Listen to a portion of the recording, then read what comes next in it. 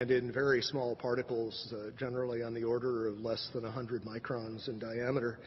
So we have a real issue of mechanism as far as what in the process of this collapse could cause so many things to be pulverized so finely. For the towers to collapse the way we saw them collapse basically implies that the columns simply collapsed into themselves. They telescoped straight down. Steel keeps a lot of its structural integrity even when heated. Until you begin to approach the melting point, you don't really see a catastrophic loss of strength, and this is what we're talking about. We're talking about basically vertical box columns collapsing into themselves, which implies a complete loss of mechanical strength. And as far as the initial impacts, this recent NIST study made an interesting point about World Trade Centers 2.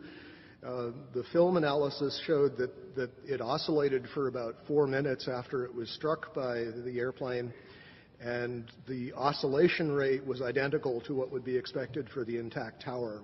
Trade Center towers and most modern buildings are heavily redundant in the sense that the load bearing can be shifted to other members if some of them fail, and we saw that happen in this case. Stresses do redistribute, but absent further weakening of the structural members, that distribution is limited. It happens, the structure restabilizes, and unless there's significant further damage, it doesn't progress to a total collapse. World Trade 1 began collapsing from the very top after an hour and 40 minutes. It's very hard to imagine office contents progressively heating up hotter and hotter over that period of time.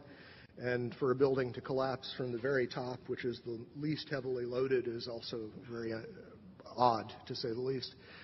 Just a couple of other anomalies. As we know, there were reports of explosions. There were reports of underground explosions in both of the towers at the time of the impact from a building engineer by the name of Philip Morelli. There are interviews with him on the web.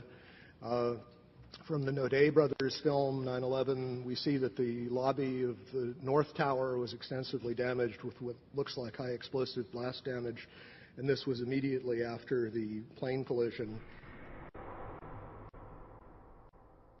But we know that on the weekend before, there were power downs, and there appear to have been evacuation drills going on throughout the previous week, which suggests that at least some people knew that something was happening. The power downs may represent a time window in which demolition charges would have been planted, although I think it's possible that they also were planted over a much longer period of time, given the relative accessibility of the buildings. Okay, that's all I have to say. Thank you.